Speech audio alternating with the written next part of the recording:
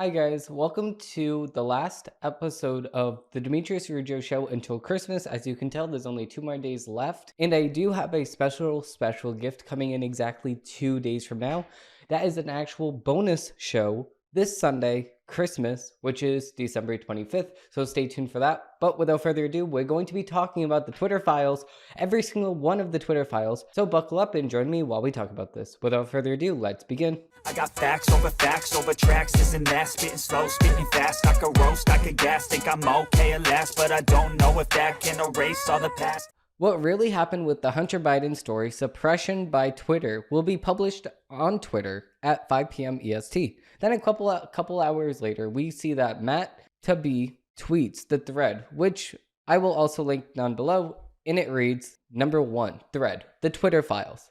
We are about to read in the first installment of a series based upon thousands of internal documents obtained by sources at Twitter. The Twitter files tell an incredible story from inside one of the world's largest and most influential social media platforms. It is a Frankenstein tale of a human-built mechanism grown out of the control of its designer. Twitter, in its conception, was a brilliant tool for enabling instant mass communication, making a true real-time global conversation possible for the first time. In its early conception, Twitter more than lived up to its mission statement, giving people, quote, the power to create and share ideas and information instantly without barriers. As it progressed, however, the company was slowly forced to add these barriers. Some of the first tools for controlling speech were designed to combat the likes of spam and financial fraudsters. Slowly, over time, Twitter staff and executives began to find more and more uses of these tools. Outsiders began petitioning the company to manipulate speech as well. First a little, then more often, then constantly. By 2020, requests from connected actors to delete tweets were routine. One executive would write to another, more to review from the Biden team, then the reply would come back handled. This is an internal document showing exactly what Twitter wrote. All these links, 1, 2, 3, 4, and 5, all of these different accounts, the Biden team is sending Twitter internally these tweets to ban on their platform. Celebrities and unknowns alike could be removed or reviewed at the behest of a political party. Twitter wrote, I grabbed the first one under SI, defer to safety in the high-profile second one. On Saturday, they wrote an additional report from DNC, and these are 2 more tweets. Both parties had access to these tools. For instance, in 2020, requests from both the Trump White House and the Biden campaign were viewed and honored. However, the system wasn't balanced. It was based on contact. Because Twitter was and is overwhelmingly staffed by people of one political orientation, there were more channels, more ways to complain open to the left, well Democrats, than to the right. So, in the cycle 2022, a total of $185,267 came from all of these Democrats and Republicans. The total percentage of Democrats that donated to this was 99.73%. The total percentage of Republicans, 0.27%. In 2020, the total of $968,749 came from 98.47% Democrats and 1.53% Republicans. In 2018, $309,394 came from 96.38% Democrats and 3.62% Republicans. The resulting slant in a content moderation decisions is visible to the documents you're about to read. However, it's also an assessment of multiple current and former high-level executives. Okay, there was more to throat clearing about the process, but screw it, let's jump forward. The Twitter Files, Part 1, How and Why Twitter Blocked the Hunter Biden Laptop Story, number 17. On October 14, 2020, the New York Post published Biden's secret emails, an expose based on concepts of the Hunter Biden abandoned laptop. Twitter took extraordinary steps to suppress the story, removing links and posting warnings that it might be unsafe. They even blocked its transmission via direct message, a tool reserved for extreme cases. Example, child pornography. Number 19. White House spokesperson Kyla was locked out of her account for tweeting about the story, prompting a furious letter from Trump campaign staffer Mike Halem, who seethed, "At least pretend to care for the next 20 days. So, this was on October 14, 2020 at 7:19 p.m. She was banned. And then they say all she did was cite the story and first-hand reporting that has been reported by other outlets and not disputed by the Biden campaign. I need an answer immediately on when/how she will be unblocked. I also do not appreciate how nobody on this team called me regarding this news that you will be censoring news articles. Like I said, at least pretend to care for the next 20 days. This led public policy executive Catherine Storm to send out a polite WTF query. Several employees noted that there was tension between the comms/policy teams, who had little/less control over moderation, and the safety/trust teams. Hi team, are we able to take a closer look here? Thank you. This was the email sent internally. Number 21. Storm's note returned to the answer that the laptop story has been removed for a violation of the company's hacked materials policy. This is from Elgin Soreto, an ops analyst, global escalations team. So, hi, Catherine. Thanks for reaching out to us. Per checking, the user was bounced by site integrity for violating our hacked materials policy. Adding them here for further insights and guidance. Thanks.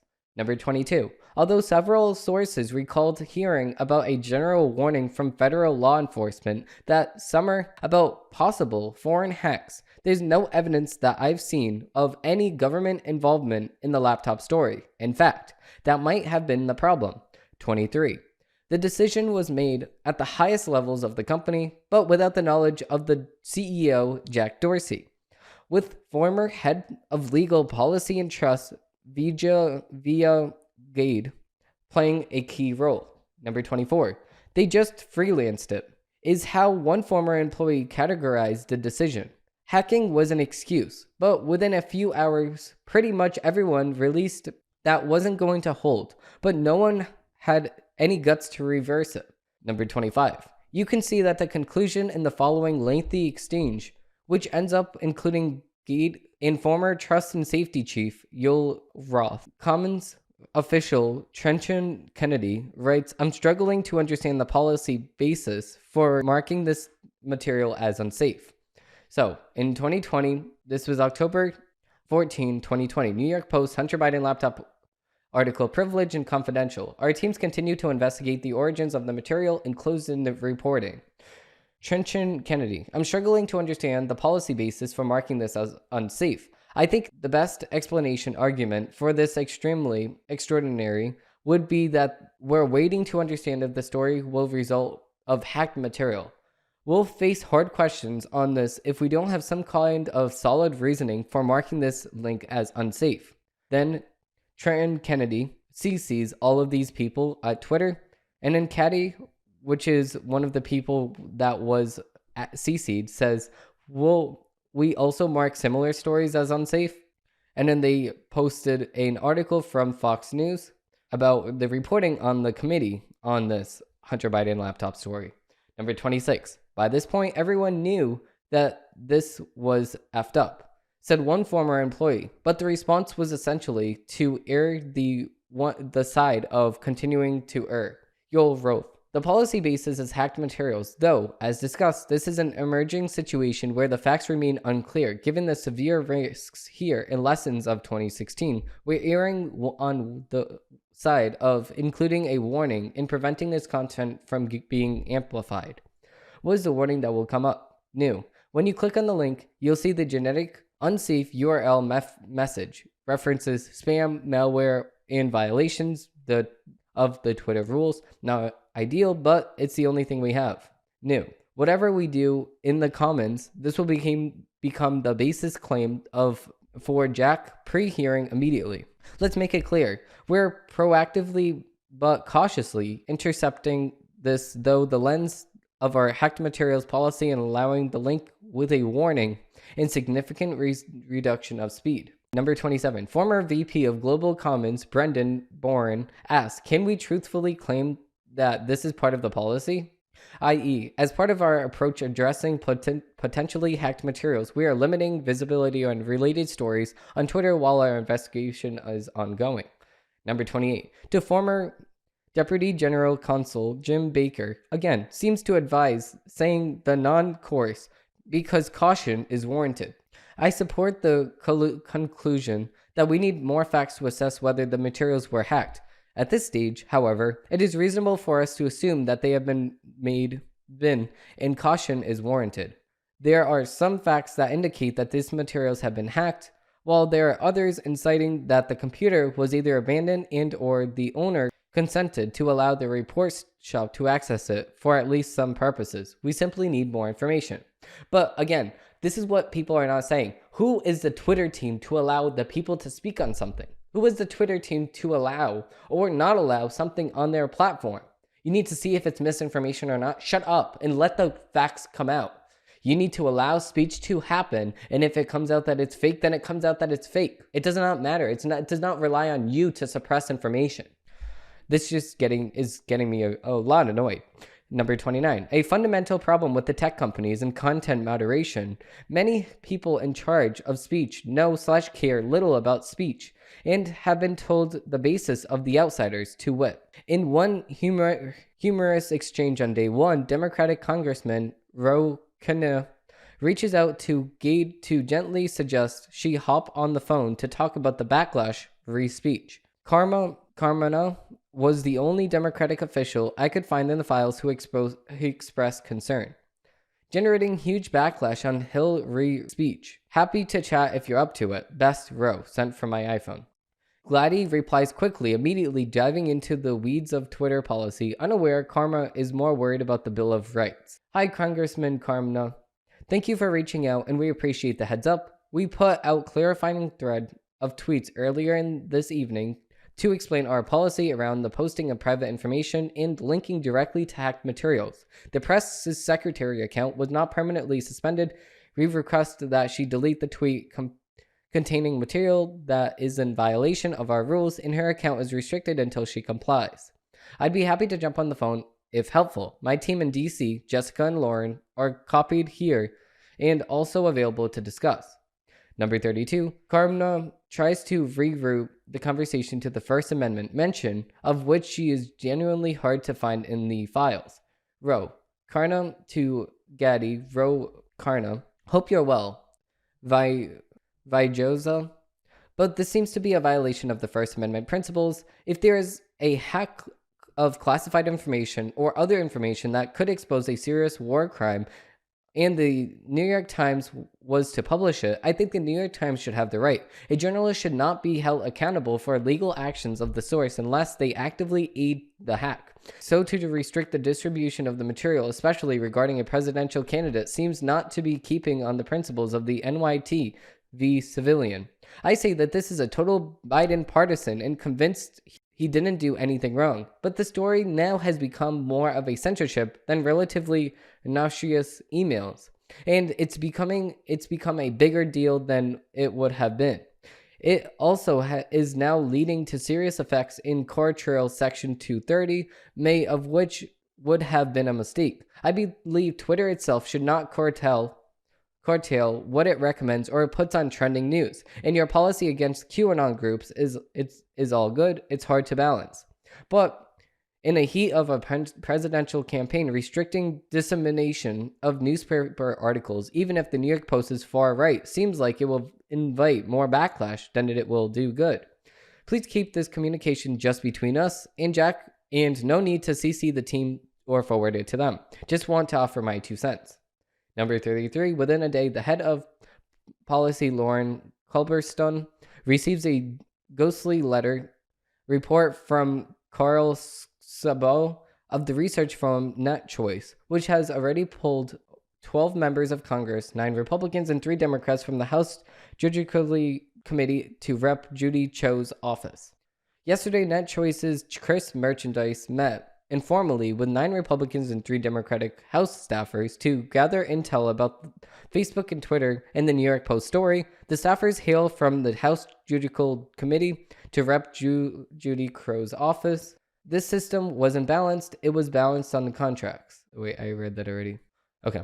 NetChoice lets Twitter know a blood path awaits it in upcoming Hill hearings, with members saying that it is a tipping point, complaining tech has grown so big that they can't even regulate themselves. So government needs to intervene. High level takeaway. Every Republican said that this is a tipping point, it's just too much, and both Democrats and Republicans were angry. Scudno reports to Twitter that some Hill figures are categorizing the laptop story as tech access Hollywood moment. When asked about how bad the situation is, one staffer said it's tech access Hollywood moment and it has no Hillary to hide behind. Others were more blunt. Tech is screwed, and rightfully so. Twitter files continued. The First Amendment isn't absolute. Scudno's letter contains chilling passages relaying Democratic lawmakers' attitudes. They want more moderation, and as for the Bill of Rights, it's not absolute. The Democrats, meanwhile, complained that the companies are incept. They let conservatives muddy in the water and make Biden's laptop look corrupt, even though Biden is innocent. They linked this to the Hillary Clinton's email scandal. She did nothing wrong because the press wouldn't let the story go. It became a scandal far out of proportion. In their minds, social media is doing the right thing. It doesn't moderate enough harmful content, so when it does, like it did yesterday, it becomes a story. If the companies moderated more, conservatives wouldn't even think to use media for disinformation, misinformation, or otherwise. The Democrats were in agreement. Social media needs to moderate more because they're corrupting democracy and making all truth relative. When pushed on how the government might insist on that constant with the First Amendment, they demurred the First Amendment is not absolute, which obviously is a talking point. An amazing subplot of the Twitter/Hunter Biden laptop affair was how much was done without the knowledge of CEO Jack Dorsey and how long it took for the situation to get uneffed, as one of the ex-employees put it, and after Dorsey jumped in. There are multiple instances in the files Dorsey intervening to question suspensions and other moderation access. An amazing subpart of the Twitter/Biden laptop affair was how much would be done without the knowledge of CEO Jack Dorsey and how long it took for the situation to get uneffed. As one ex-employee put it, even after Dorsey jumped in. There are multiple instances in which files of Dorsey intervening to question suspensions and other moderation actions for accounts across the political spectrum. The problem with the hacked materials ruling, several sources said, was that this normally required an official/law enforcement finding of a hack, but such a finding never appears throughout what one executive describes as a whirlwind, 24-hour company-wide mess. Hi, Ols. As you probably were aware, Twitter actioned tweets yesterday relating to two New York Post articles that were tweeted out that allegedly included pictures and screenshots of emails from a laptop that was allegedly belonged to Hunter Biden, political candidate Joe Biden's son.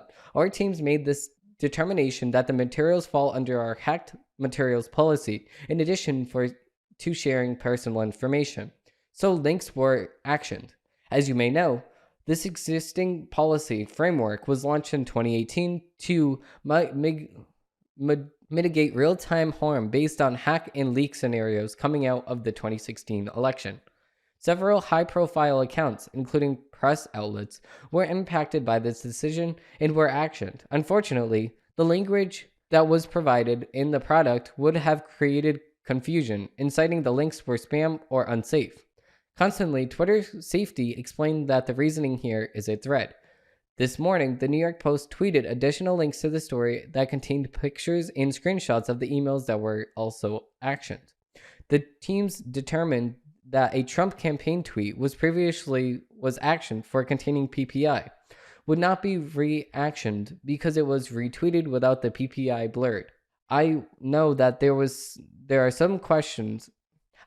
are questions that you probably have and are probably going to get a lot incoming stakeholders, government, academics, civil society, etc. The last 24 hours certainly have been a whirlwind with lots of curves and unknowns, and we fully expect the issues surrounding the matter will continue to swirl in the coming days, so thank you for everyone for your patience. It's been a whirlwind 96 hours for me.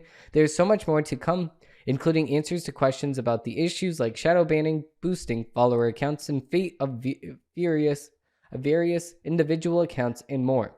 These issues are not limited to the political right. Good night, everyone. Thanks to everyone who has picked up the phone in the last few days. Starting off with this simple fact. I told you so. I told you that conservatives were being discriminated against, and we were all saying it for years, but nobody wanted to listen. Also, Elon Musk said that the reason why day one of the thread of the Twitter files took so long is because one of the people handing info over to these journalists was part of the FBI.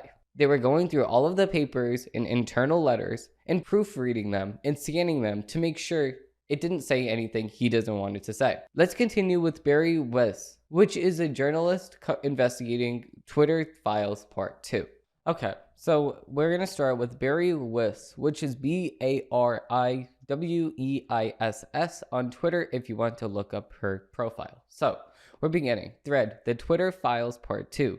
Twitter's secret blacklists. So, a new #Twitter Files investigation reveals that teams of Twitter employees built blacklists, prevent disfavored tweets from trending, and actively limit the ability and visibility of entire accounts or even trending topics, all in secret without informing users. Number 2, Twitter once had a mission to give everybody the power to create and share ideas and information instantly without barriers.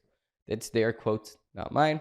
Along the way, barriers nonetheless were erected. Take, for example, Stanford's Dr. J on Twitter, who argued that COVID lockdowns would harm children.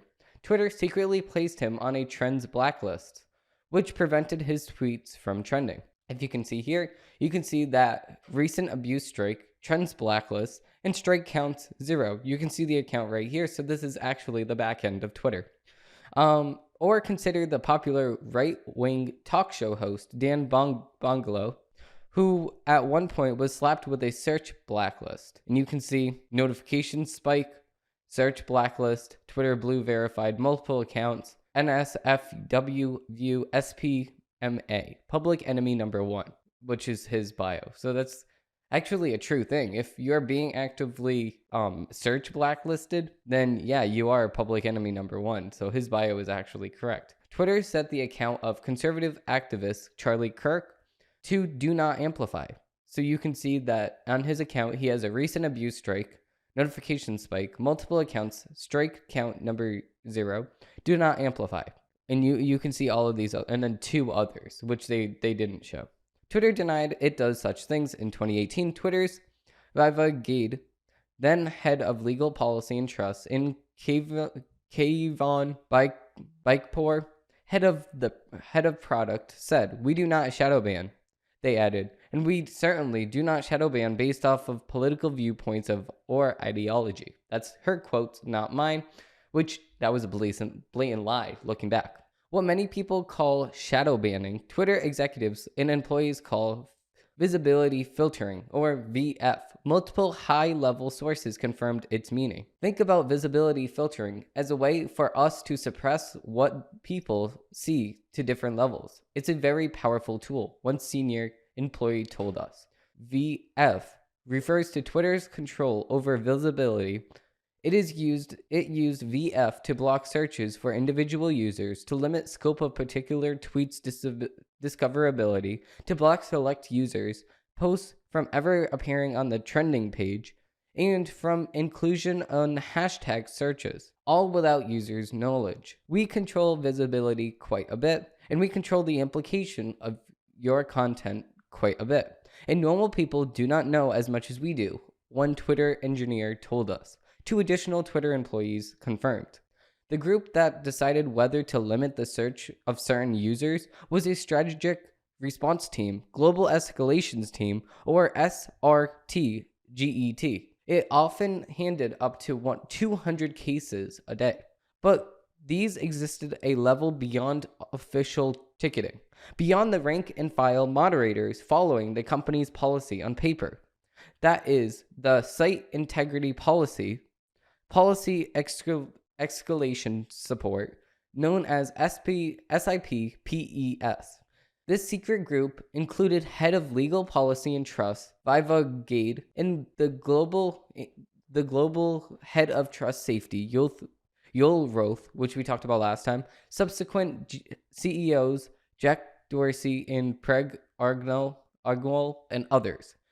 This is where the biggest, most political sensitive decisions got made. Think high follower count, controversial, and Twitter employees told us for these, there would be no ticket or anything. One of these accounts rose to the level of security was Libs of TikTok, an account that was on the Trends blacklist and was designated as do not take action on user without consulting with SIPPES. That's exactly all of the stuff that they have on the top, and as a huge warning. You can also see that on Libs of TikTok, you can also see notification spike, Trends blacklist, recent abuse strikes, strike count 2, Twitter blue verified, multiple accounts, high profile. You can see all of these. You can see that the identity is protected, and you can see that the IP address is protected. But you can see all of these other things. The account, which Krya Richek began in 2020 November, and now boasts over 1.4 million followers, was subjected to 6 suspensions in 2022 alone.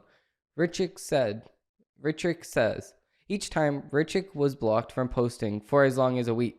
Twitter reportedly informed Richek that she had been suspended for violating Twitter's policy against hateful content, but an internal SIPPES memo from October 2022, after her 7th suspension, the committee acknowledged that LTT has not directly engaged in behavior violative of hateful content policy. See here. If you could see here, site policy recommendation. Site policy recommends placing Libs of TikTok LTT 1.3 million followers not verified in a 7-day timeout for at the level, meaning not for a specific tweet, based on the account's continued pattern of indirectly violating Twitter's hateful conduct policy by tweeting content that either leads or intends to incite harassment against individuals, and instructs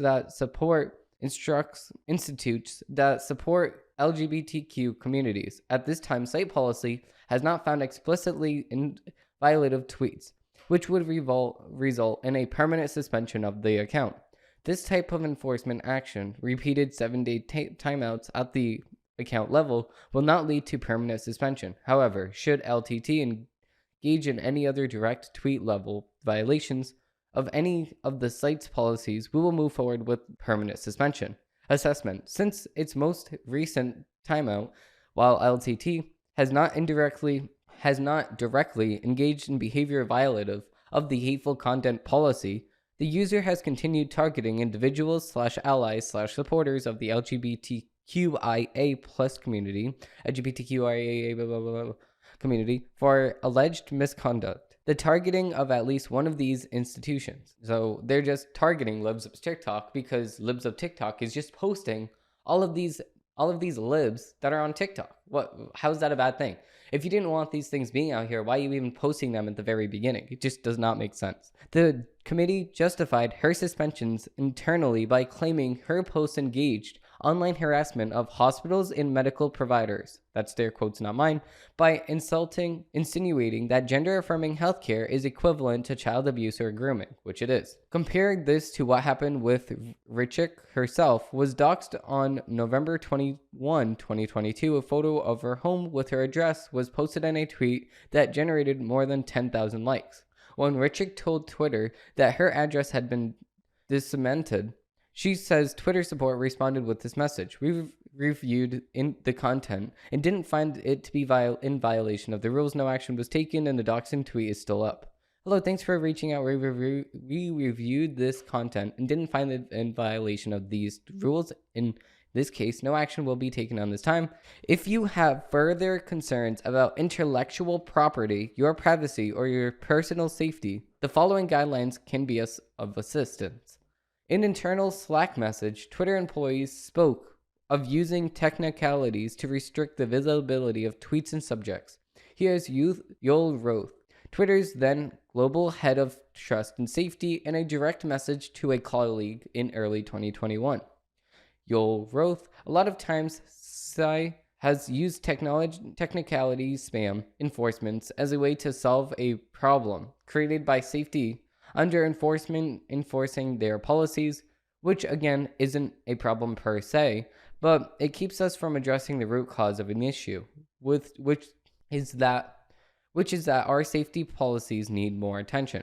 6 days later, in a direct message with an employee on health misinformation, privacy, and identity research team, Roth requested more research to support expanding non-removal policy interventions like disabling engagements and de-amplification, visibility filtering slash visibility filtering.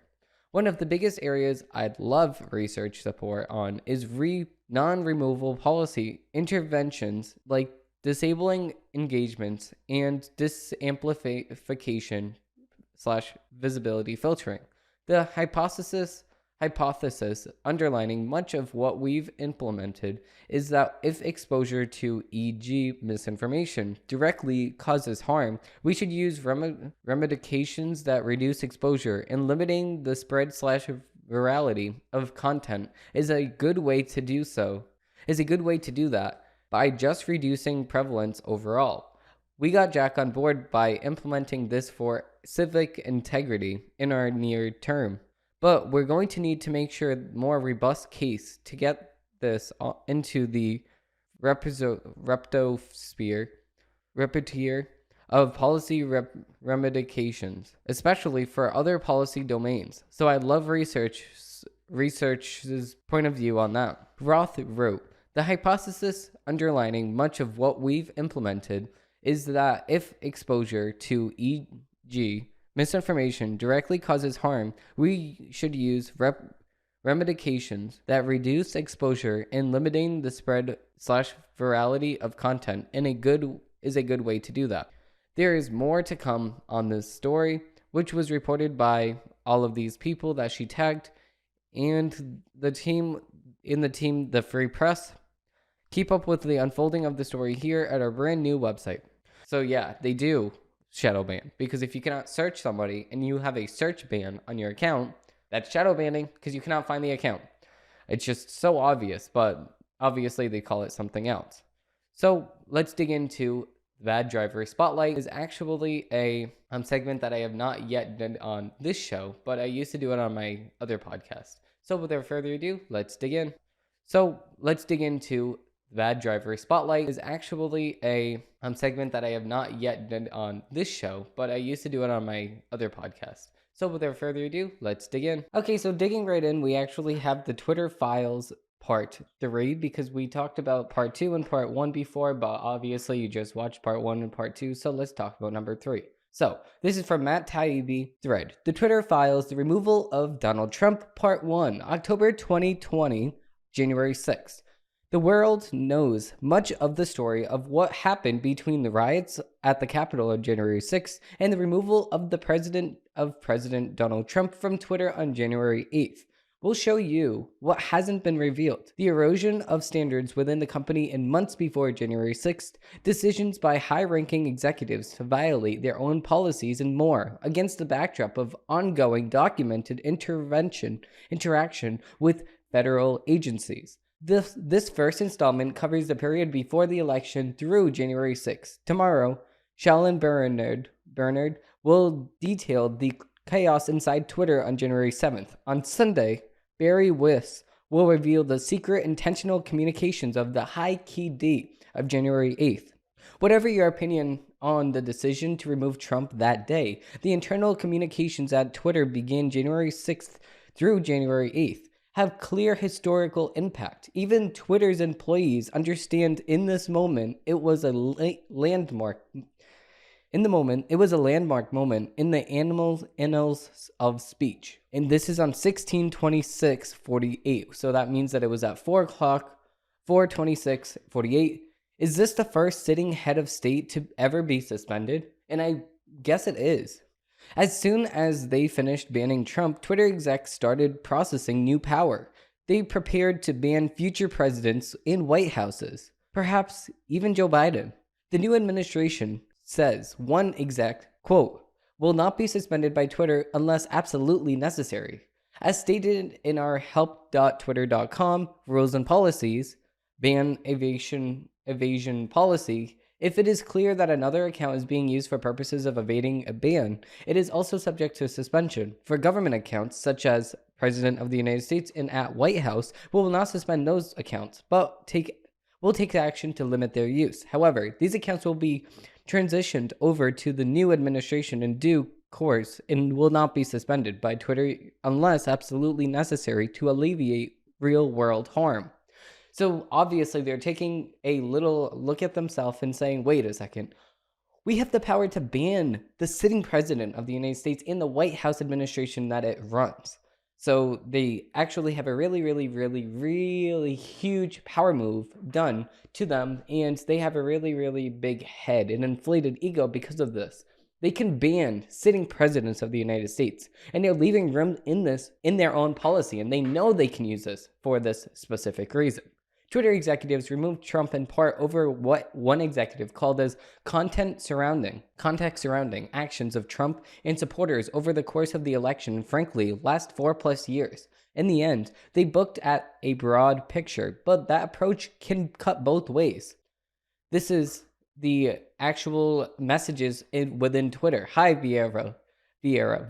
I'm working with blank, redacted, on my team to put together a doc to share with you with a POV point of view from research or academics with whom we have been working, etc. on DJT's, Donald J. Trump's language as coded incitement to further violence. In the meantime, here's a quick take. The decision on whether to pull that particular tweet or use that as a last straw for Trump depends on many factors, including 1. The overall context and narrative in which that tweet lives. We currently analyze tweets and consider them at a tweet-by-tweet basis, which does not appropriately take into account their context surrounding. You can use the yelling fire into a crowded theater example, which leftists like to use to say that our First Amendment is not absolute. We absolutely can yell fire in a crowded theater. We can absolutely do that. What government official is stopping us from doing so? We can do that. We have the ability to do so, just like how you do have the ability to smack somebody across the face. Is it advised? No. Is there rules and repercussions for your actions? Yes. So what is the point being made? That the government cannot force you to do one thing or not do another thing. They cannot tell you specifically what and what not to do. They can advise it. That's the point that they need to be making instead. Number 2, the larger question is around our moral imposure and decision as a company, which our users' sentiment should not drive based on number 1, redacted. And I believe that his tweet does violate our rules when taking that historical context, plus current climate into account.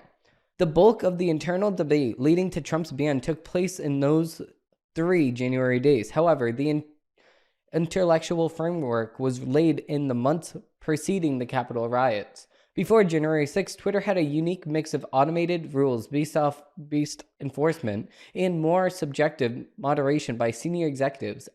As Barry Weiss reported on the Twitter Files Part 2,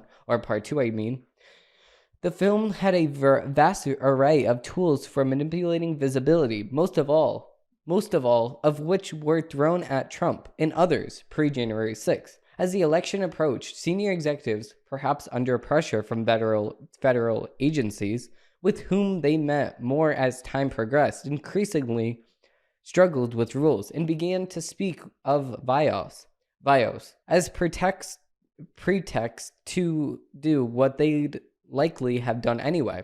After January 6, internal Slack showed Twitter executives getting a kick out of intensified relationships with federal agencies. Here's Trust and Safety head Roel Roth. lamenting a lack of generic enough calendar descriptions to concealing his, quote, very interesting meeting with partners. This is from Yoel Roth. It seems it happens. I'm a big believer in calendar transparency, but I reached a certain point where my meetings become, quote, very interesting to people, and they weren't meeting names generic enough to cover. Anyway, let me know. Very boring business meeting. This is definitely not about Trump. Wink. Pretty much. He responds, definitely not. Meeting with the FBI. I swear. LMAO. They responded. These internal reports are based on searches of docs linked to include Roth, former Trust and Safety Chief Vio Gade, and recently plank-walked Deputy General Counsel and former top FBI lawyer Jim Baker. One particular Slack channel offers in a unique window into the evolving thinking of top officials in late 2020 and early 2021. On October 8th, 2020, executives opened a channel called US 2020 XFN Enforcement. Through January 6th, this would become home for discussions about election-related removals, especially ones that involved, quote, high-profile accounts, often called VITs, or very important tweeters. Hey everyone, here, starting tomorrow, October 9th, until November 15th, the channel will be used for the following reasons related to the United States 2020 elections.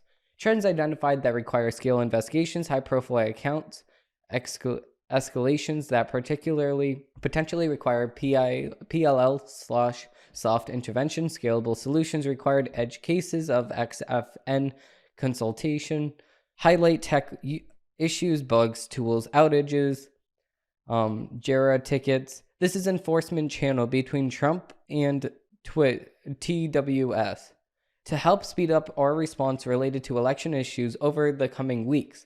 GET will start providing a handover starting APAC shift tomorrow, Friday, October 9th, using the following template: handover next shift, EMEA/APAC/NA, Thursday, October 8th, 2020, GET SPSI, open escalations, none. Notes from the shift, ask, can you please make sure everyone on your team is within this channel? The teams that included as follows: site integrity, safety policy, product trust, safety operations, media ops, global escalations team. If you have any questions or concerns, let me know. There was at least some tension between safety operations and a larger department whose staffers use more rules-based processes for addressing issues like porn, scams, and threats, and a smaller, more powerful cadre of senior policy execs like Roth and Gad. The latter group was a high-speed Supreme Court of moderation, issuing content rulings on the fly, often in minutes, based off of guesses, gut calls, and Google searches, even in some cases involving the president. So, hi everyone, received this escalation just now. Breaking news, 50,000 Ohio voters getting wrong absentee vote ballots, out of control, a rigged election. This is actually a tweet that I saw at this moment, and I actually like this tweet at the moment. And they said, quote, a rigged election would be enough to be in violation, right? If a claim of fact was inaccurate, yes, but it looks like it's true. Ooh, so they've tried to fact check him, Trump, but they Google searched it real quick and they found out that it was true. So what are you going to do now? Are you going to say, well, he's saying true stuff? You're going to just keep checking the president of the United States every single day exactly when he tweets? This guy, Trump, as we all know, tweets like 20 times a day. You're just going to have a team dedicated to him. It just doesn't make any sense. During this team, executives were also clearly listening with federal enforcement and intelligence agencies about moderation of election-related content. While we're still at the start of reviewing the Twitter files, we're finding out more as these investigations and interactions every day. Policy Director Nick Pickles is asked if they should say Twitter detects misinfo enough ML human review and partnerships with outside experts. The employee asks, I know it's been a slippery process. Not sure if you want our public explanation to hang on that. So let's just read that from the beginning. And Pickles, are you comfortable with marketing talking about misinfo by saying that we detect it through ML, human review, and partnerships with outside experts? I know it's been a slippery process, so I'm not sure if you want our public explanation to hang on hat on that. Can we just say, quote, partnerships? E.g., not sure we'd describe. Yes. You didn't tell me to get strawberries. No, you said get the chocolate, and I said, did you want me to get anything else? And you said the moisturizer. You did not tell me to strawberries. You told me strawberries. No, you did not. No, you did not. No, you did not.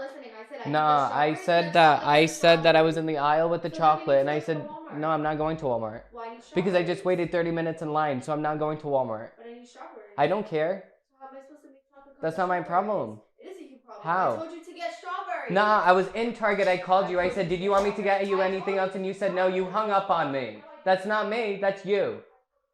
No, you did not. Yeah, when I picked you up from school at 3. Oh, Lily.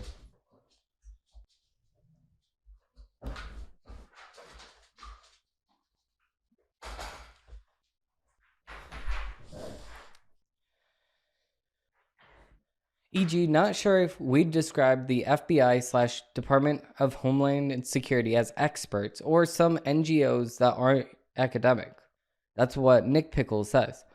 This post about Hunter Biden laptop situation shows that Roth not only met weekly with the FBI in DHS, but with the Office of Director of National Intelligence, DNI. Yoel Roth has checked in. Here's what they said. What's new for you since the last check-in? Hacked materials exploded. We blocked the NYP story, then we unblocked it, but said the opposite. Then said we unblocked it. And now we're in a messy situation where our policy is in shambles.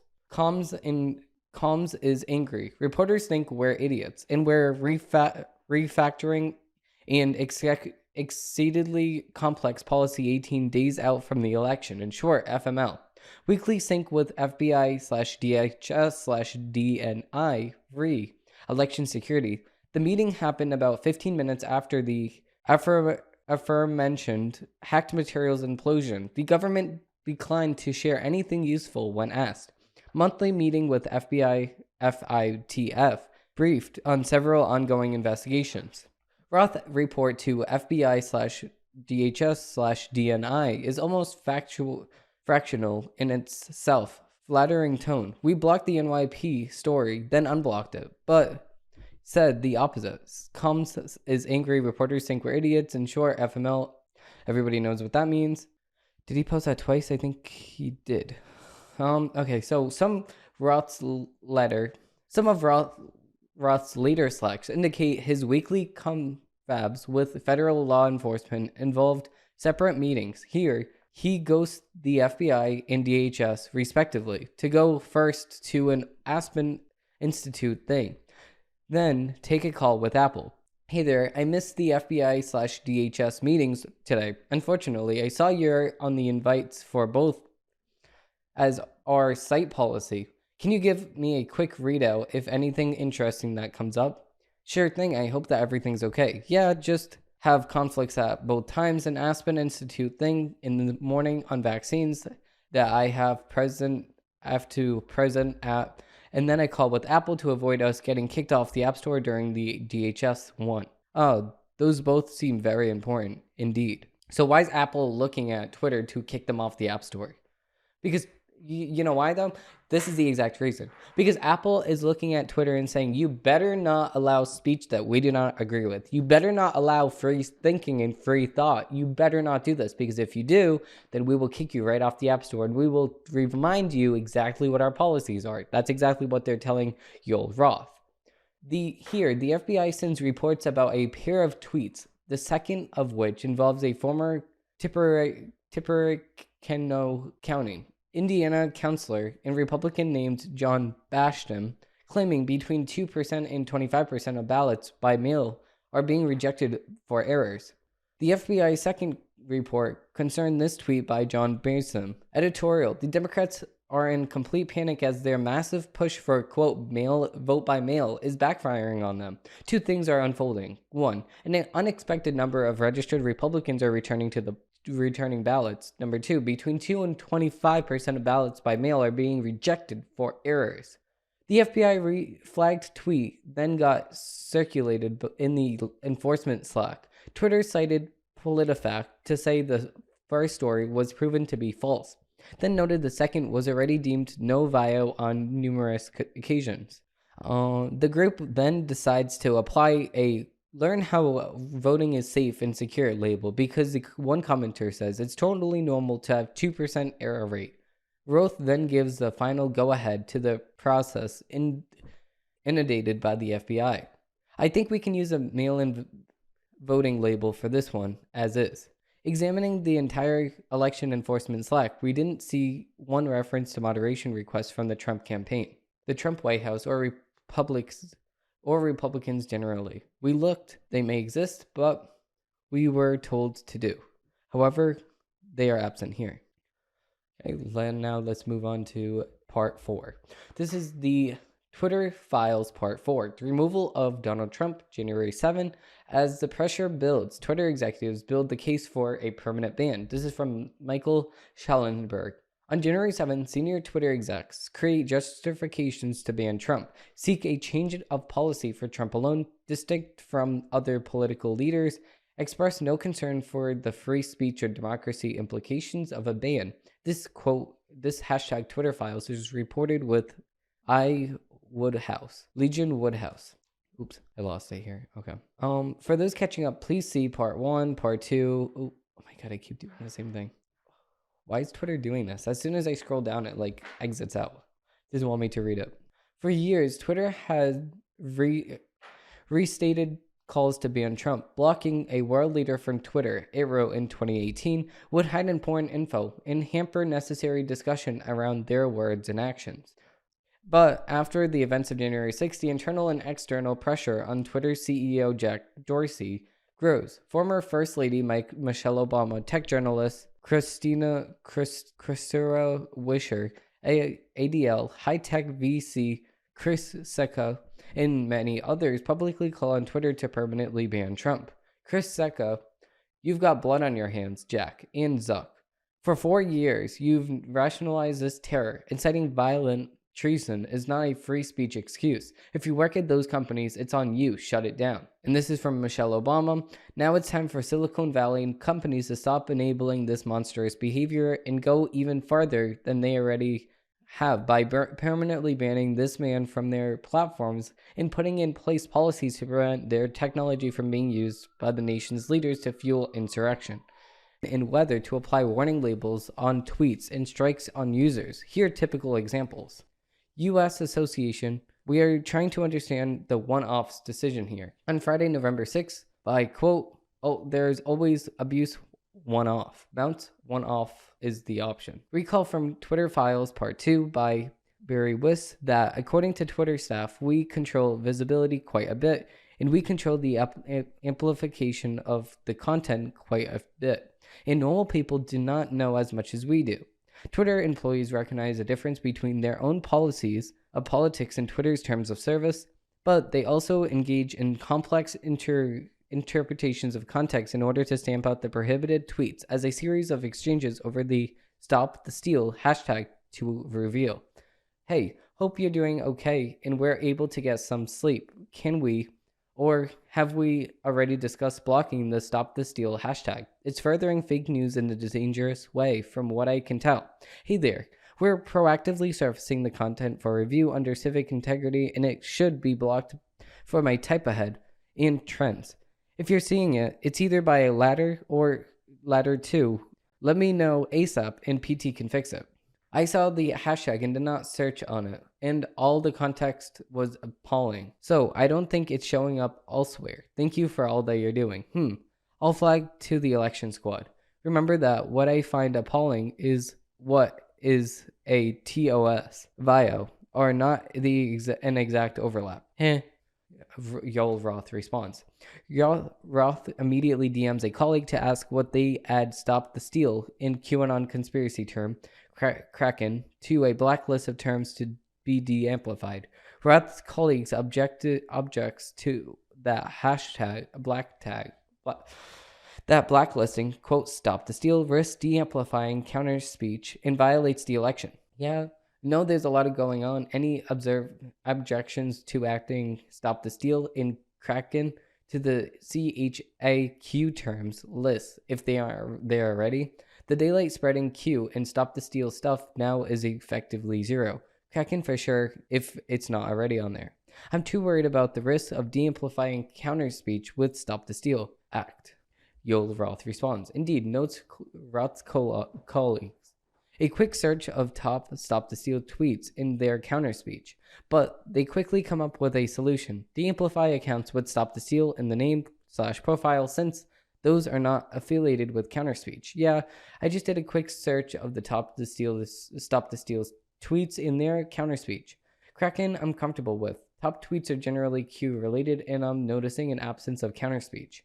It's also a super common on profiles. Actually, we can de-amplify accounts with Stop the Steal in the name/profile level. Those aren't affiliated with counter speech. But it turns out that even blacklisting Kraken is less straightforward than they thought. That's because Kraken, in addition to being a QAnon conspiracy theory based on mythical Norwegian sea monster, is also the name of a cryptocurrency exchange and thus allow listed. Also, I think adding Kraken to a various bots may be broken or something. No, you're but for when you're back. Oh guys, I removed Kraken the other day, FYI. It did break something. There's an app called Kraken app or something. If we allow list that, no concerns about putting it back, but would want to see if there's other FPs.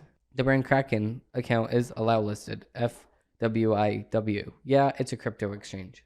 Employees struggle with whether to push users to share screenshots of Trump's deleted January 6 tweets. We should bounce these tweets with a strike given the screenshot violates the policy.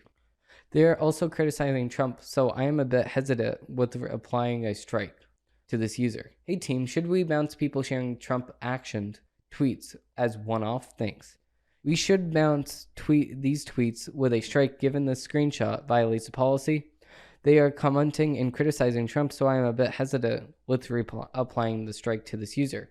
Yo, yeah, totally, because of this person says F off. Oh my god, even Twitter says it's inciting violence. How? Trump says these are the things and events that happen when a scared landslide of election victory is so unceremoniously and victoriously striped away from a great patriots who have been badly and unfairly treated for so long. Go home with love and in peace. Remember this day forever. How is that inciting violence? How? How is that inciting violence? All he said was go home in peace. Go home in peace is not inciting violence at all. What if a user dislikes Trump and objects to Twitter's censorship? The tweet still gets deleted, but since the intention is not to deny the election result, no punishing strike is applied. If there are instances where the intent is unclear, please feel free to raise. I'm in agreement on off works for commentary strike if a tweet is agreed with tweet's view. What if it's neutral? Sharing opinion like told you it violates Twitter policy. Tweet delete only? I would agree with tweet delete only on agreeing with the policy. Can I get your opinion here? Would agree on delete only in instances where the content is not shared with abusive intent. Thanks everyone. Thursday, January 7th, 2021. These are instances where the intent is unclear. Please feel free to review.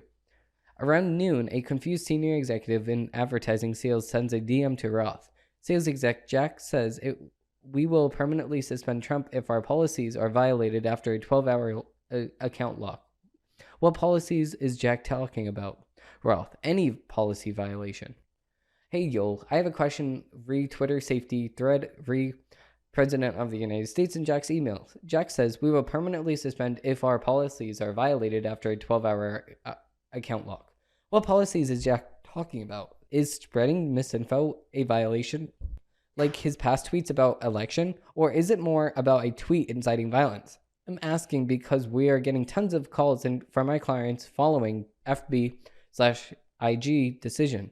So some clarity would be great. Thanks. Hey JP, for internal awareness, this would be an quote any policy violation, not just limited to elections, but before sharing anything, please coordinate with blank on the common side. Obviously, a ton of interest in our position on this would to want to be ensured we stay aligned. What happens next is essential to understanding how Trump justified banning Trump. Sales exec.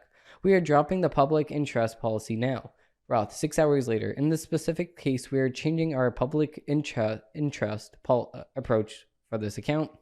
This ad exec is referring to Twitter's policy of public interest exemptions, which allows the context of elected officials, even if it violates Twitter's rules.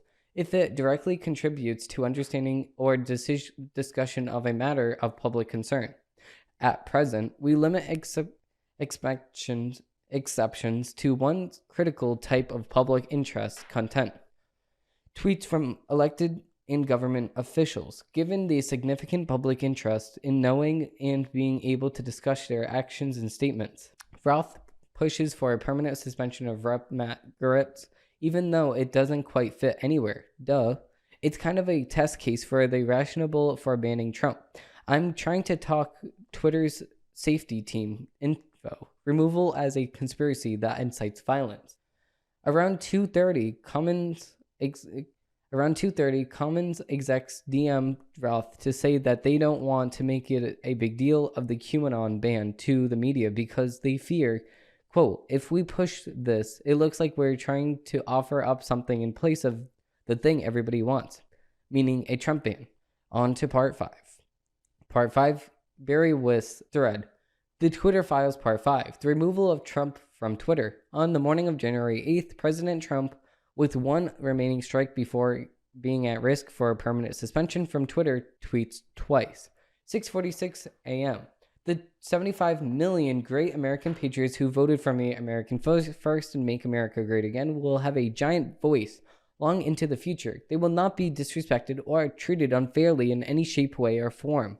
On 7:44 a.m., to those who have asked, I'm not going to the inauguration on January 20th. For years, Twitter has restricted calls both internally and externally to ban Trump on the grounds that blocking a world leader from the platform or removing their controversial tweets would hide important information that people should be able to see in debate. Our mission is to provide a forum that enables people to be informed and to engage their leaders directly. The company wrote in 2019, Twitter's aim was to protect the public's right to hear from their leaders and to hold them to account. But after January 6th, as Matt Taibbi and Sharon Berman have documented, pressure grew, both inside and outside of Twitter, to ban Trump. There was dissenters inside of Twitter. Maybe because I am from China, said one employee on January 7th, I deeply understand how censorship can destroy the public conversation. Maybe because I'm from China, okay, that's exactly what he said. I understand this fear, but I also think it's important to understand that censorship by the government is very different than censorship of the government. The First Amendment in the United States, and similar legislation in other countries with similar concepts, exists specifically to prevent the government from silencing people. I respect that, but realistically, we impose far stricter rules on effectively everyone else on the platform. We stated labeling restricting his tweets from when they become a threat to democracy. It seems like that was our red line yesterday. He clearly attempted to overthrow a democratic system of government and showed no signs of remorse. It's not a clear reason to suspend him again as an unhinged ruler attempting to subvert the most powerful democracy in the world. I'm not sure that would be, quote, shrug one. But voices like that one appear to have been distinct minority within the company. Access Slack channels made Twitter employees were upset that Trump hasn't been banned either. After January 6th, Twitter employees organized to demand their employer ban Trump. There is a lot of employee advocacy happening, said one Twitter employee. I'm still struggling to understand the decision to not ban Trump altogether, given he is inciting people to violence that had led to people being killed. And I think that we owe people an explanation externally. This is the elephant in the room. It feels like Twitter policy is engaged with someone acting in bad faith and we won't acknowledge it. Do we have any belief that Trump will stop tweeting incitements to violence? If Alex Jones was shut down for get your battle rifles, he's far exceeded that standard. I think a lot of employees must share their concerns. Is there any sort of channel or group where we can organize this action? There's a lot of employee advocacy happening both in here and Q2BA2MU. I understand he was our president and that he may have been the reason why we're hesitant to do it, but I think come January 20th, there's absolutely no excuse why his account shouldn't be suspended for good. I have friends with 1,000 followers that the last sentence, we have to do the right thing here and ban the account. The last sentence, okay, that's the same exact thing. We don't have a good track record of acting on this account except in the clearest and most explicit of cases, and even then. IMO extraordinary circumstances demand extraordinary leadership. It took 3 years, but I've lost faith. Actual votes. Donald Trump, Republican Party, 46.9%. Second this. It's pretty obvious he's going to try to thread the needle of incitement while not violating the rules. So if he's not violating the rules, why would you ban him on Twitter? In the early afternoon of January 8th, the Washington Post published an open letter signed by over 300 Twitter executives to CEO Jack Dorsey demanding Trump's ban. We must examine Twitter's complacency in what President-elect Biden has rightly termed insurrection. But the thing is that it's not their right to decide what is an insurrection and what's not an insurrection. The thing is that you do not have the right to ban a sitting president of the United States. And also, if you and 300 employees signed a letter demanding that I do a certain thing and I was the head of Twitter, I would say, no, you're fired. Every single person, who's this? Oh, all of these people signed, you're all fired. Bye. You don't tell the boss what to do.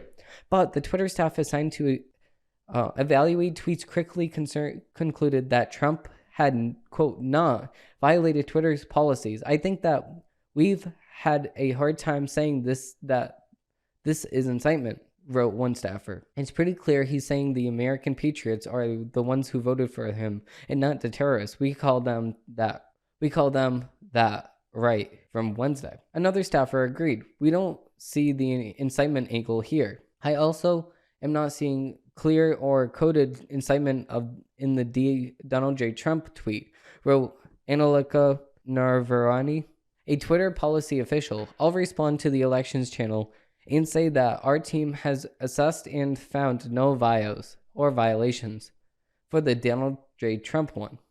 She does just that. As an FYI, Safety has assented the Donald J. Trump tweet above and determined that there is no violation of our policies at this time. Later, Naravani would testify to the House January 6th committee. For months, I have been begging and anticipating and attempting to raise the reality that if nothing, we made no intervention, that what I saw occurring, people were going to die. So she lied to the House of Representatives. Next, Twitter's safety team decides that Trump's 7:44 a.m. Eastern Time tweet is not in violation. They're unequivocal. It's a clear no violation. It's just to say he's not attending the inauguration. To understand Twitter's decision to ban Trump, we must consider how Twitter deals with other heads of state and political leaders, including Iran, Nigeria, and Ethiopia. In June 2018, Iran's Ali Khamenei tweeted, Israel is magnificent, malignant, cancerous tumor in the West Asian religion has to be removed and eradicated. It is possible and it will happen. Twitter neither deleted nor banned Kyle Tolio. On October 2020, the former Malaysian prime minister said it was a right for Muslims to kill millions of French people. Twitter deleted the tweet for glorifying violence, but he remains on the platform. The tweet below was taken from the Wayback Machine. The president of Nigeria incited violence against pro-Biafra groups. Those of us in the fields for 30 months who went through the war, he wrote, will treat them in the language they understand. Twitter deleted the tweet, but didn't ban Barrio. On October 2021, Twitter allowed Ethiopian Prime Minister Abiy began to call on citizens to take up against the Tigerian regime. Twitter allowed the tweet to remain up. It did not ban the prime minister. In early February 2021, Prime Minister Narendra Modi's government threatened to arrest Twitter employees in India and to incarcerate them for up to 7 years after they restored hundreds of accounts that have been critical for them. Twitter did not ban Modi, but Twitter executives did ban Trump, even though key staffers said that Trump had not incited violence, and not in a coded way. Less than 90 minutes after Twitter employees have determined that Trump's tweets were not in violation of Twitter's policy, Viola Gaddy, Twitter's head of legal policy and trust, asked whether it could in fact be coded incitement for further violence. A few minutes later, Twitter employees on the quote scaled enforcement team suggest that Trump's tweets may have violated Twitter's glorification of violence policy if you interpreted the phrase American patriots to refer to rioters. Things escalate from there. Members of the team came to view him as the leader of the terrorist group responsible for violence deaths comparable to a Christ church shooter or Hitler, and on the totality of the tweets, he should be deplatformed. 2 hours later, Twitter executives host a 30-minute all-staff meeting. Jack Dorsey and Viola Gaddy answer staff questions as to why Trump hasn't been banned yet, but they make some employees angrier. Multiple Twitter employees have quoted the banality of evil, suggesting that people implementing our policies are like Nazis following orders. But that is exactly when Jack Dorsey said, that's exactly when Jack Dorsey should have been like, no, if you're going to sit here and say that you are like Nazis following orders, then no, you're fired. Don't call me a Nazi. Like, it's just stupid. You're a worker for the boss. You need to follow what the boss says. It doesn't matter what you think. It doesn't matter what your opinion is. The Twitter Files, Part 6. And now let's move on to the Twitter Files, Part 6. Twitter, the FBI subsidiary. The Twitter Files are reviewing more every day about how the government collects, analyzes, and flags your social media content. Twitter's contract with the FBI was constant and pervasive, as if it was substationary. Between Trump 2020 and November 2022, there were over 150 emails between the FBI and former Twitter Trust and Safety Chief Joel Roth. Some are mundane, like San Francisco agent Elvis Chain wishing Roth a Happy New Year, along with a reminder to attend our quarterly call next week. Others are requests for information about Twitter's users related to active investigations, but a surprisingly high number of requests by the FBI for Twitter to take action on election misinformation, even involving joke tweets from lower follower accounts.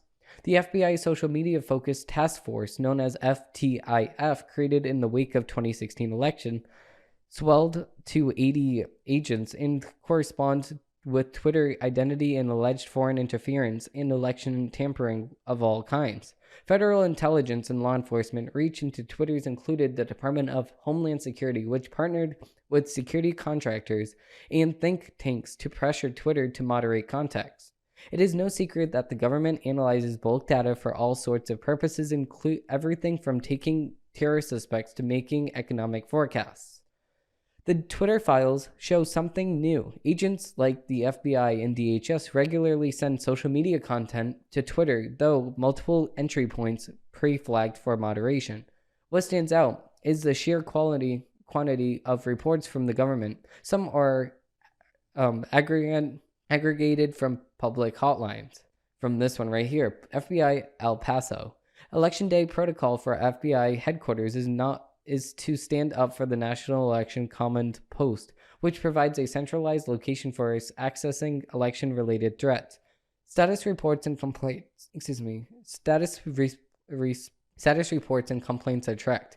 Have a tip? Send it to tips.fbi.gov or 915-832-5000.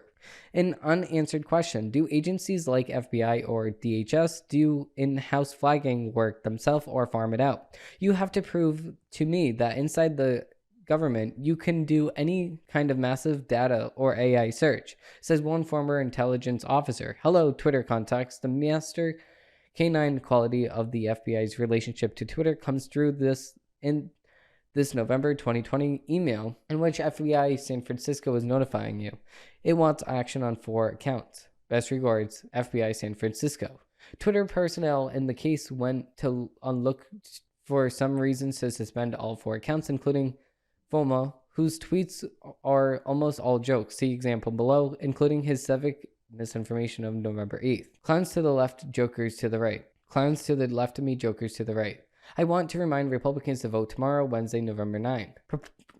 Propose container ship if the worldwide recession. And these are very funny, actually. Like, there's nothing wrong with these. They're just mad because it's the truth.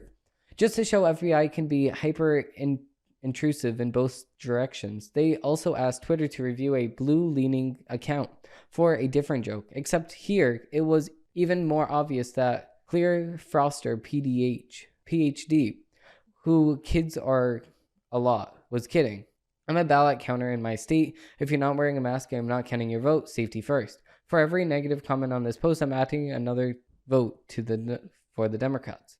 Anyone who cannot discern obvious satire from reality has no place making decisions for others for working on for the feds, said Claire Foster, PhD, when told about the flagging. Of the 6 accounts mentioned in the previous 2 emails, all but 2, Claire Foster, PhD, and from Matt, were suspended. In an internal email from November 5th, 2022, the FBI's National Election Command Post, which complies and sends on complaints, sent the SF field office a long list of accounts that may warrant additional action. Agent Chain passed on the list to the Twitter folks. Twitter then replied to its list of actions taken, no mercy shown to actor Billy Baldwin. Many of these above accounts were satirical in nature. Nearly all, with the exceptions of Baldwin and RSB Network, were respectively low engagement, and some were suspended, most with a generic thanks letter. Hello, we're writing to you to let you know that we've received your appeal and your account features will remain locked or limited for the allotted time or pending completion of the assigned tasks due to violations of the Twitter rules. Attempted voter suppression, including attempted voter intimidation or providing false information about voting or registered to vote, or any unlawful activity is prohibited under the rules. You can review these guidelines here. Thanks, Twitter. When told of the FBI flagging, Laura replied, my thoughts initially include 1. Seems like prima facie 1A violation. 2. Holy cow, me, an account with the reach of an AMLA. 3. What else can you be looking? What else are they looking at? I can't believe the FBI is policing jokes on Twitters. That's crazy, said Tiberius444. In a letter to former Deputy General Counsel and former top FBI lawyer Jim Baker on September 16, 2022, legal execs Stacia Cardinal outlines results from her soon-to-be weekly meeting with DHS, DOJ, FBI, in the Office of Director National Intelligence. The Twitter execs writes she explicitly asked if there were impediments to the sharing of classified information with industry. The answer, FBI was adamant no impediments to sharing exist. The passage underscores the unique one big happy family vibe between Twitter and the FBI. With what other firm would be the FBI birthingly agreed to no implications to classified information.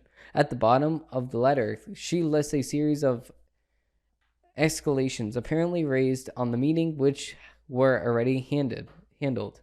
Quote, handled.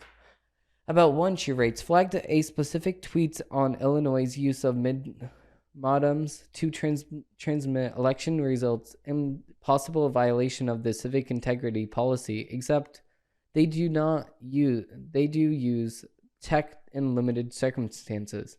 Another internal letter from January 2021 shows Twitter execs processing the FBI list for possible violative content. Here, too, most tweets contained the same "get out there and vote Wednesday" trope and had low engagement. This is what the FBI spends its time on. So Cuomo wants to imprison suspected COVID carriers, force vaccinations without due process, things power-hungry Fredmen would do. Real Donald Trump. This is our future, guys, if the Dems get full control. If you are in Georgia, you better vote Wednesday.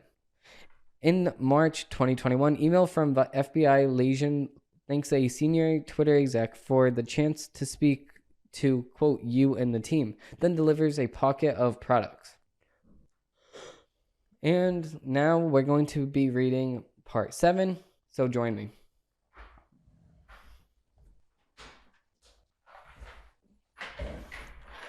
Okay, continuing with the Twitter files part 7, the FBI and Hunter Biden laptop. How the FBI and intelligence community discredited factual information about Hunter Biden's foreign business dealings both after and before the New York Post revealed the contents of his laptop on October 14th, 2020. In Twitter Files number 6, we saw the FBI relentlessly seek to exercise influence over Twitter, including over its content, its users, and its data. In Twitter Files number 7, we present evidence pointing to an organized effort by representatives of the intelligence community, IC, aimed at senior executives at news and social media companies to discredit leaked information about Hunter Biden before and after it was published. The story begins in December 2019 when a Delaware computer store owner named John Paul, JP, MacIsaac contacts the FBI about a laptop that Hunter Biden had left with him. On December 9th, 2019, the FBI issues a subpoena for and takes Hunter Biden's laptop. This is actually the picture of it right here. Oh, come on, Cletus. Okay, so that is the Hunter Biden over here. Quote number, district court, and attachment A. By August 2020, MacIsaac still had not heard back from the FBI, even though he had discovered evidence of criminal activity. And so he emails Rudy Giuliani, who was under FBI surveillance at the time. In early October, Giuliani gives it to the New York Post. Shortly before 7 p.m. on October 13, Hunter Biden's lawyer, George Merceres, emails JP MacIsaac. Hunter and Merceres had just learned from the New York Post that its story about the laptop would be published the next day. Thank you for speaking with me tonight. As I indicated, I am a lawyer for Hunter Biden, and I appreciate you reviewing your records on the matter. Thank you, George. That's the partner. At 9:22 p.m., 6:22 PT, FBI Special Agent Elvis Chain sends 10 documents to Twitter's then head of site integrity, Yoel Roth, through Teleporter, a one-way communications channel from the FBI to Twitter. Heads up, I will be sending a Teleporter link for you to download 10 documents. It's not spam. Please confirm receipt when you get it. Thanks. That's the National Security FBI of San Francisco. Reviewed and downloaded. Thanks. That's Yoel Roth. The next day, October 14, 2020, the New York Post runs its explosive story revealing the business dealings of President Joe Biden's son, Hunter. Every single fact in it was accurate. And yet, within hours, Twitter and other social media companies censored the New York Post article, preventing it from spreading and, more importantly, undermining its credibility in the minds of many Americans. Why is that? What exactly happened? On December 2nd, Matt Taibbi described the debate inside Twitter over its decision to censor a wholly accurate article. Since then, we have discovered new info that points to an organized effort by the intel community to influence Twitter and other platforms. That's on the thread number 1. First, it's important to understand that Hunter Biden earned tens of millions of dollars in contracts with foreign businesses, including ones linked to Chinese government, for which Hunter offered no real work. Here's an interview journalist Peter Witzer. So this whole entire thing is 10 minutes long, but that's very interesting. And yet, during the 2020, the FBI and other law enforcement agencies repeatedly primed Yoel Roth to discuss reports of Hunter Biden's laptop as a Russian hack or leak operation. This is from a sworn declaration by Roth giving on December 2020. Since 2018, I have regular meetings with the Office of Director of National Intelligence, Department of Homeland Security, and the FBI. The industry peers regarding election and security.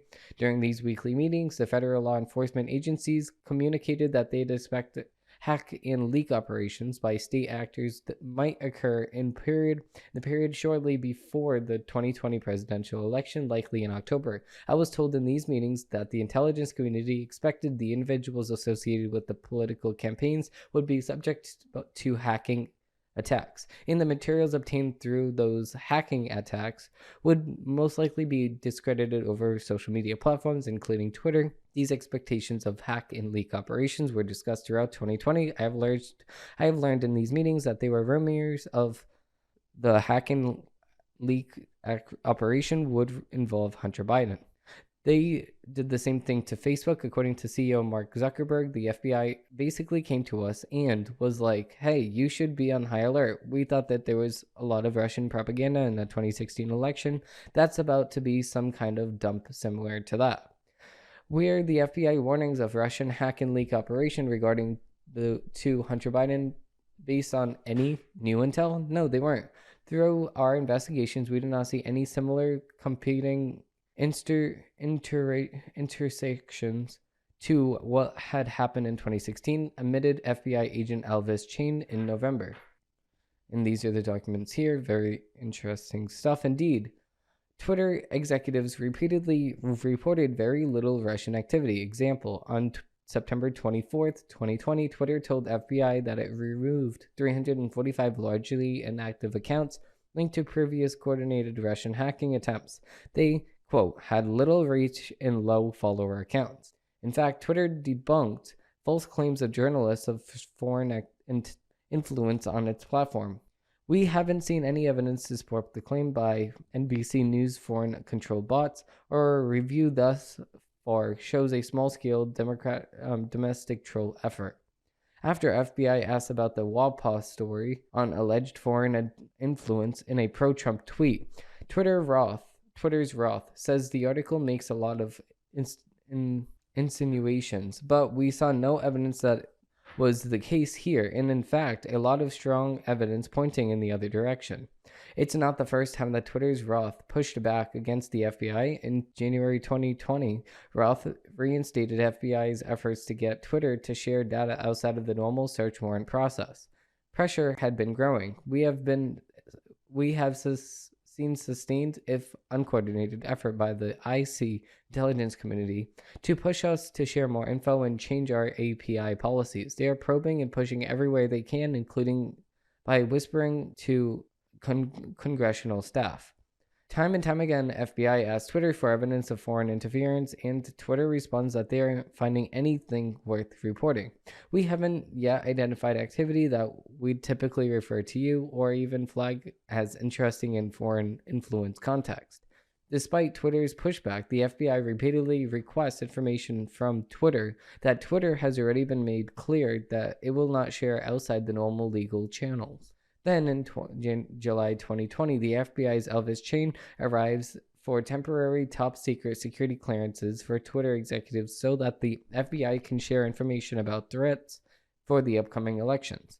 On August 11, 2020, the FBI's Chain shares information with Twitter's Roth relating to Russian hacking organization APT28 through the FBI Score, a secure one-way communications channel teleporter. Recently, Yoel Roth told Kerry Wisher that he had been primed to think that the Russian hacking group APT28 before news of the Hunter Biden laptop came out. When it did, Roth said, It set off every single one of my finely tuned APT28 hack and leap campaign alarm bells. Yeah, that's that. In August 2020, FBI Chain asks Twitter, does anybody know there have top secret clearance? When somebody mentions Jim Baker, Chain responds, I don't know how I forgot him. An odd claim given Chain's job is to monitor Twitter, not to mention that they work together at the FBI. Who is Jim Baker? He's former general counsel of the FBI 2014 to 2018, one of the most powerful men in the United States intel community. Baker has moved in and out of the government for 30 years, serving stints at CNN, Bridgewater, a $140 billion assessment management firm, and Brookings. As general counsel of the FBI, Baker played a counsel role in making the case internally for the investigation of Donald Trump. Baker wouldn't only be senior FBI executive involved in the Twitter investigation to go to Twitter. John Brennan, the former Department Chief of Staff to FBI, had James Comey, who indicted the investigation of Trump, joined Twitter in 2018 as Director of Strategy. As of 2020, there were so many former FBI employees, Brew alumni, working at Twitter that have been created their own private Slack channels to crib sheet to onboard new FBI rivals. Efforts continued to influence Twitter's Yoel Roth. In September 2020, Roth participated in the Asian Institute tabletop experience on a political hack and dump operation relating to Hunter Biden. The goal was to shape how the media covered it and how social media carried it. The organizer was Villain Scroller, the former CEO of NPR, former head of news at Twitter, and general manager of New York Times, former chief digital officer of NBC News.